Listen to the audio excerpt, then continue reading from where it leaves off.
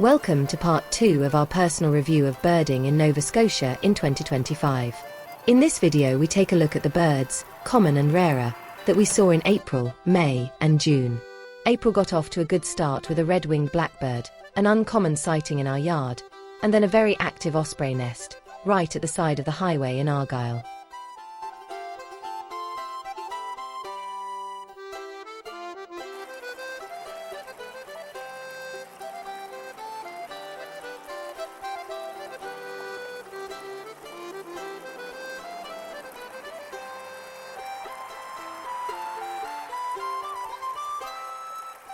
We seem to get red crossbills annually, if briefly, in our Clam Point yard, but they are always a delight.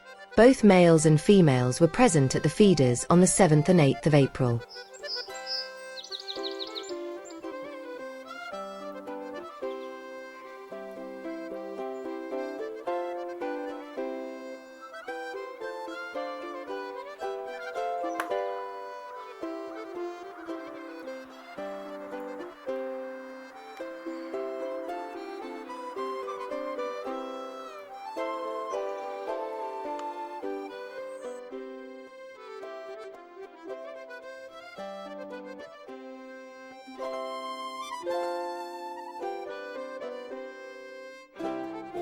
European starlings were here too. On the 12th we headed over to Yarmouth to take a look at a snowy egret that had taken up residence in the pools at Overton. It was easily seen but looked a little miserable standing in rather cold rain.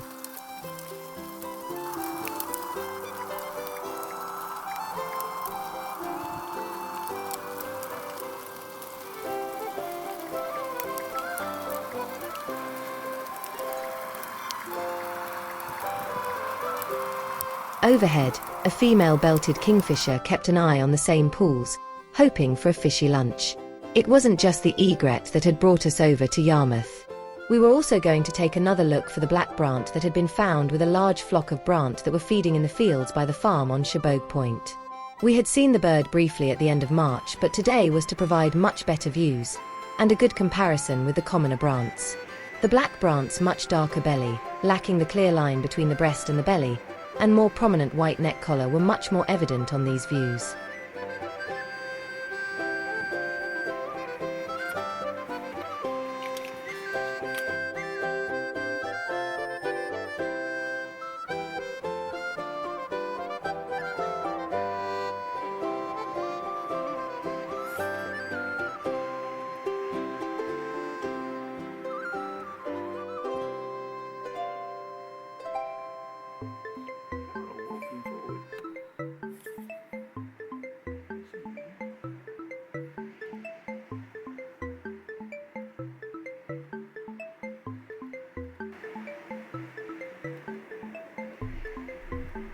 Carrying on around the shore from Yarmouth, we found this perched northern harrier at Goose Flats before heading up the French shore to Mavalette and Cape St. Mary's, hoping for a late harlequin.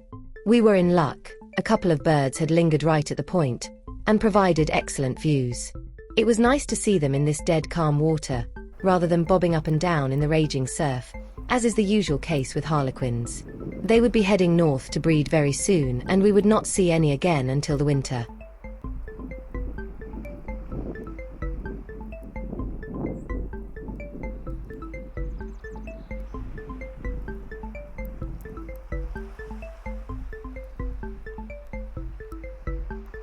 Spring was definitely in the air, as hermit thrush was unusually visible at Daniel's Head on Cape Sable Island.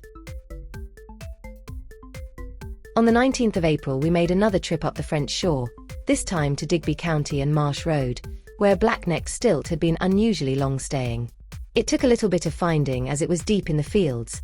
Thank goodness for binoculars and long lenses. At least this bird is unmistakable, even if seen at a considerable distance.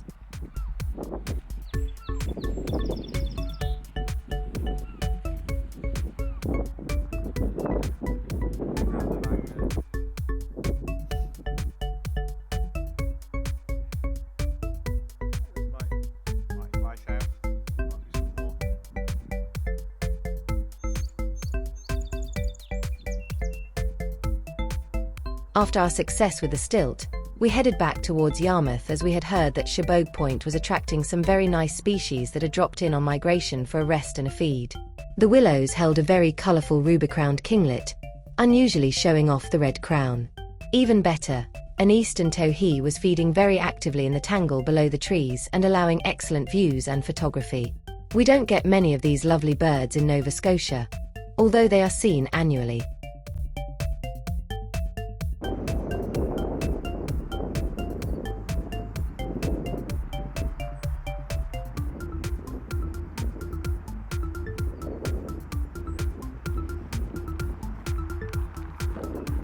Moving down to the farm garden, we were delighted with a very showy and active brown thrasher. Surprisingly, we were to get another bird in our yard on the next day, although that one preferred to skulk in the tangle of the multiflora rows rather than show well like this individual. Great views were had as it foraged on the lawn of the farm garden.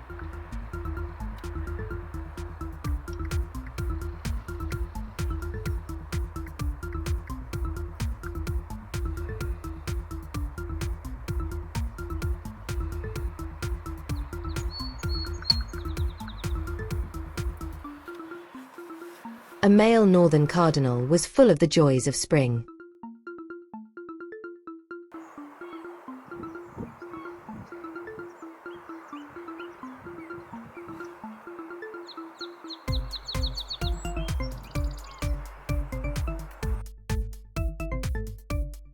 A migrating eastern phoebe was resting up in the garden too.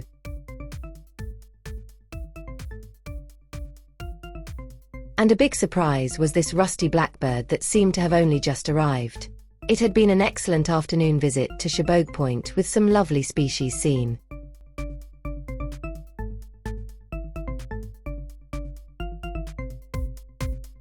Back home, the visitors continued at the feeders, with purple finch, a female bird shown, and sharp-shinned hawk amongst the species seen.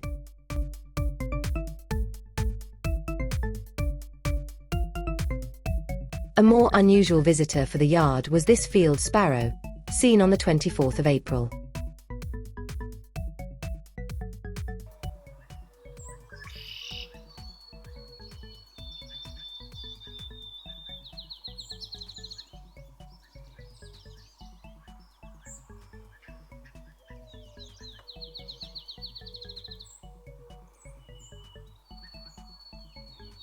A trip to Pubnico Point on the same day produced a fine yellow-rumped warbler and song sparrow, and, on the way back, tree swallows.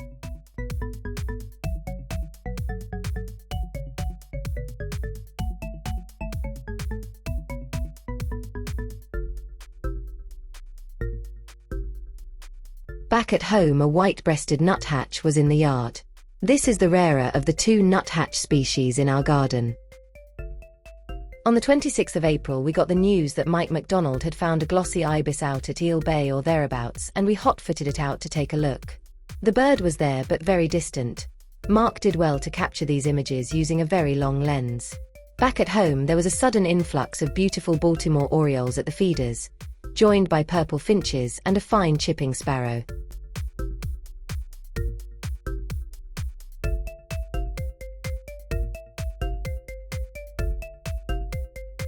More signs of spring were at the pool on Cat Rock Drive, where common grackles were now back in territory and a blue-winged teal was swimming serenely around. It had been a busy month for new arrivals, and we hoped that the trend would continue into May.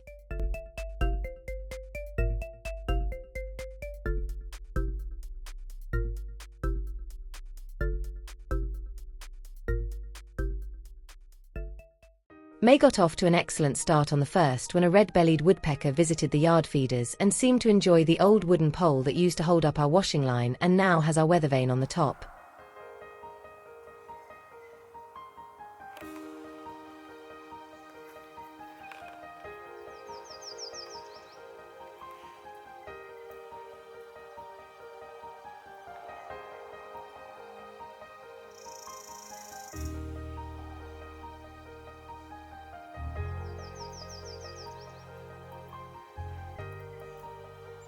You can just see a hint of the red on the belly that gives this species its name.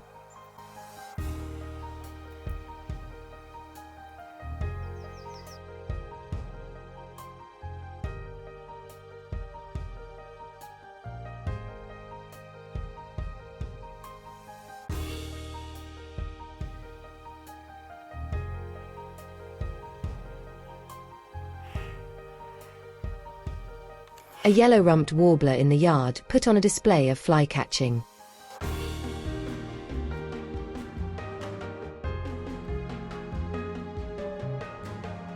And yet more Baltimore orioles showed up.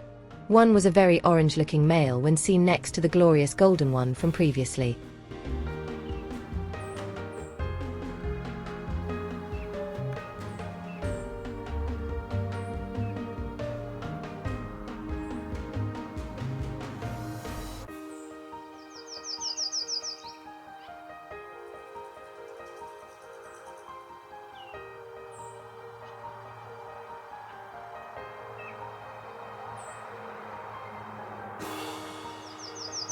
On the 2nd of May, we headed over to Culloden, near Digby, to take a look at a special sparrow. It was a miserable wet day and the star attraction wasn't showing, but we made the best of it, seeing chipping sparrow and rose-breasted grosbeak from the shelter of the homeowner's greenhouse. Luckily, and making our perseverance worthwhile, the Harris's sparrow finally appeared, skulking around in the undergrowth at the edge of the garden. This species has been almost annual in Nova Scotia for the last few years. Wonder if that will continue in 2026.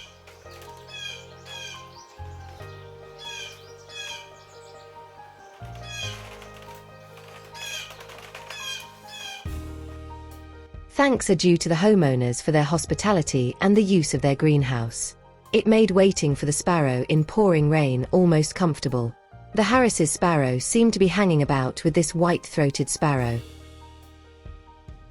This grey catbird, seen on the hawk on Cape Sable Island, seems to have a rather deformed bill.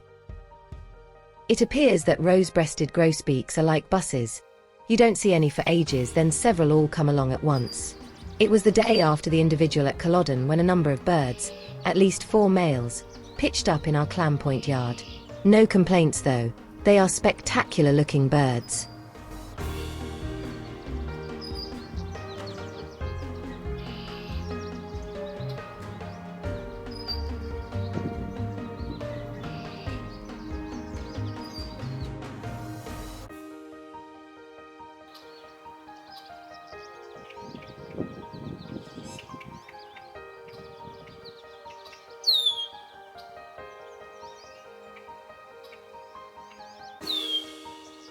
Even female rose-breasted grosbeaks have a subtle, less spectacular beauty.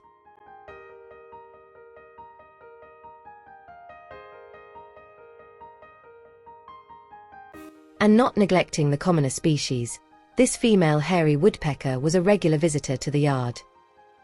You know that spring is definitely sprung when the willets arrive back to breed, usually in late April. This bird was seen on May 6th at Daniel's Head. A couple of days later, this green heron was found showing well in one of the pools at West Head, Cape Sable Island. On the same day, an eastern kingbird turned up in Drinking Brook Park and kildees returned to West Head. The latter species has seemingly become much more common, even during the 10 years we have lived in Shelburne County. To round off a very nice day, a boreal chickadee showed well off Highland Heights Road. A nice selection of birds for a day on Cape Sable Island. Not just willets but also whimbrel. This one was on the guzzle on the 10th of May. Time for a twitch. Ross's goose is pretty rare in Nova Scotia. In fact, the last one seemed to have been seen several years before we had arrived, and it was therefore a big hole in our Nova Scotia lists. Despite it being relatively common amongst the thousands of snow geese that we had seen every year during our time in Quebec, we were still keen to see one here. Pity therefore that we would have to travel to Glace Bay, at the very top end of Cape Breton, to do it. So we did, and it was relatively easy to see, feeding on a playing field amongst a small group of Canada geese, showing all of the right characteristics of a white morph Ross's goose: small, clean white plumage, rounded head, stubby bill, little grin patch and all. It was good to tick it off and enjoy the views of a very attractive little goose. Northern rough-winged swallows are uncommon in Nova Scotia. This one was at West Head on the 15th of May. A willet was feeding well on the guzzle, Cape Sable Island, on the same day. A little exploratory drive around in Yarmouth County on the 17th of May came up with this immature American woodcock that decided to cross Wilson Road in front of our car. It's lucky that we were keeping an eye out for the birds.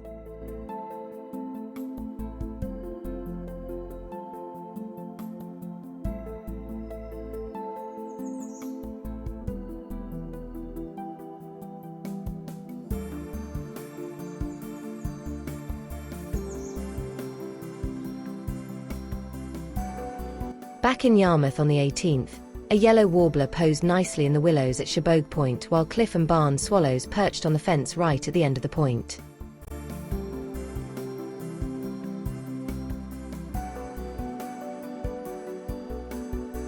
Savannah sparrows were also pretty common here, although this photo was taken at Daniel's Head.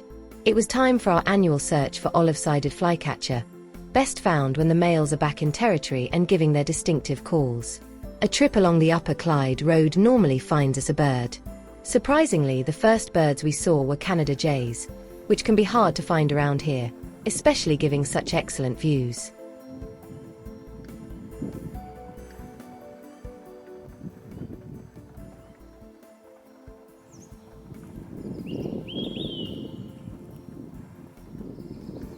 The distinctive call, described as sounding like quick 3 beers, alerted us to olive-sided flycatcher, amazingly in the same area as the Canada jays. It was difficult to know the best direction to look.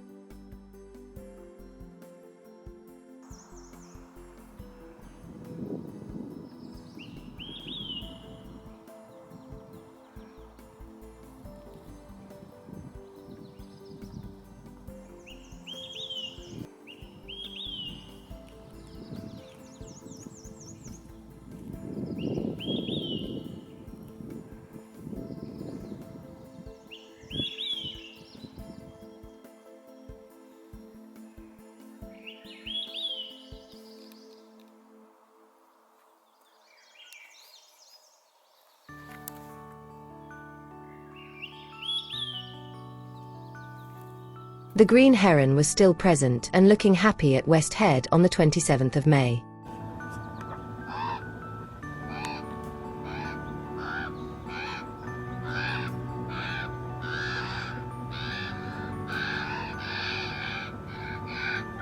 It was nice to find a male gadwall showing well in the ponds at Sunday Point on the 29th of May.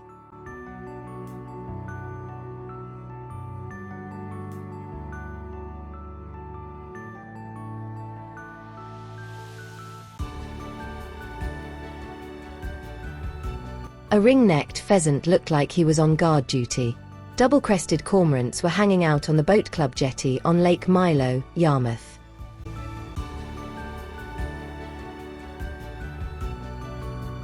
So we headed into June, nearly halfway through the year already. On the 1st we took a nice walk along Crow's Neck Beach, sticking to the wet sand as this is a piping plover nesting beach. We are very lucky to have these birds on our beaches in southwest Nova Scotia, and we were careful to avoid potential nest sites and to take all photos using very long lenses. The birds were very entertaining and did not seem too worried by our presence.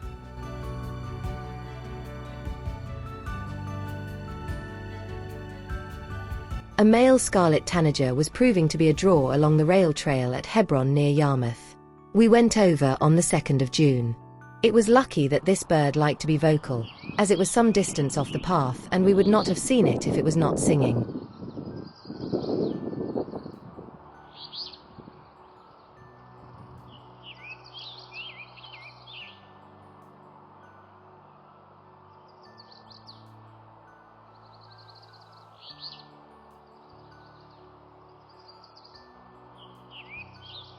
While on the path we also enjoyed a yellow warbler and an older flycatcher.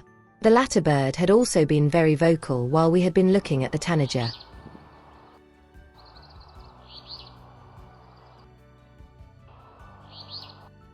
Over at Mavalette we found a distant perched peregrine. And on the way home we dropped in at Shuros Island to take a look at a great egret that had been found on the shore.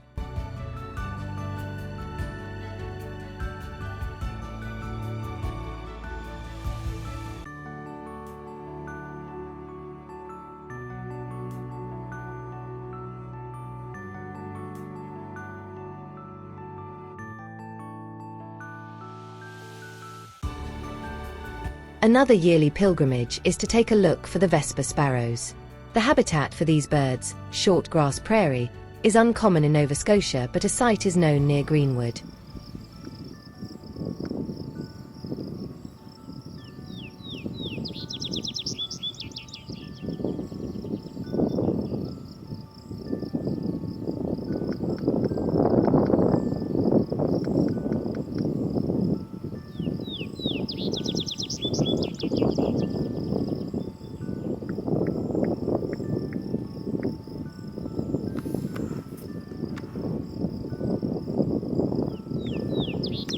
We'd actually pulled in the birding on the way to the airport for a trip to Costa Rica.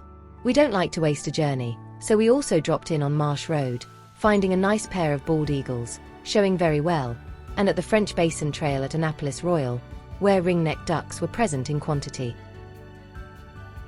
We were away for a week, but thankfully back in plenty of time for the next big rarity, a black-billed magpie at Canso.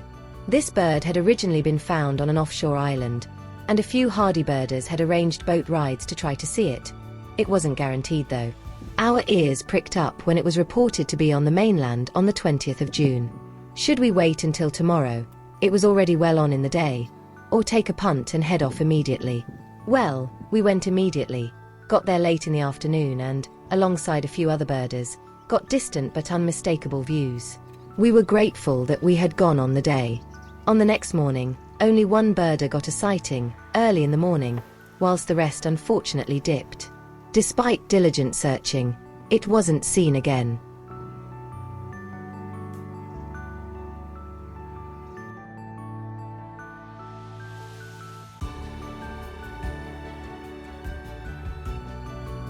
A willow flycatcher, we heard it call, was at Rockland on the 23rd of June. This cedar waxwing was a nice sight on the Barrington Rail Trail. We were following up on reports of a least bitten, but with no luck. A lesser yellowlegs at Daniel's Head was a much more expected sighting. On the 27th of June, Mark joined a couple of other birders for a boat trip to the islands offshore of Pubnico, where he had excellent photo opportunities for razorbills at their breeding colony.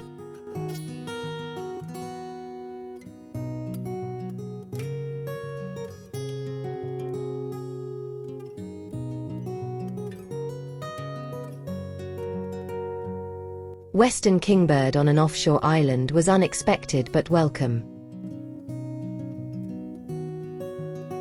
So we were halfway through our year. There had been lots of birds. Our normal breeding species had returned while a few very welcome rarities had appeared. Nova Scotia ticks had been Ross's goose and black-billed magpie. Would we have similar luck in the second half of the year? Time for the book plug. Mark's Birding Tales cover over 40 years of birding, in the UK and in Nova Scotia, and are available as ebooks or paperbacks from Amazon. He also writes novels, 19 at the last count, murder mysteries, science fiction, and a few surprise standalone stories. Available from Amazon. Thanks for joining us on this review of 2025. Part 3 will cover July, August, and September and will be available soon. If you enjoyed this video, please like and subscribe. See you on the next one.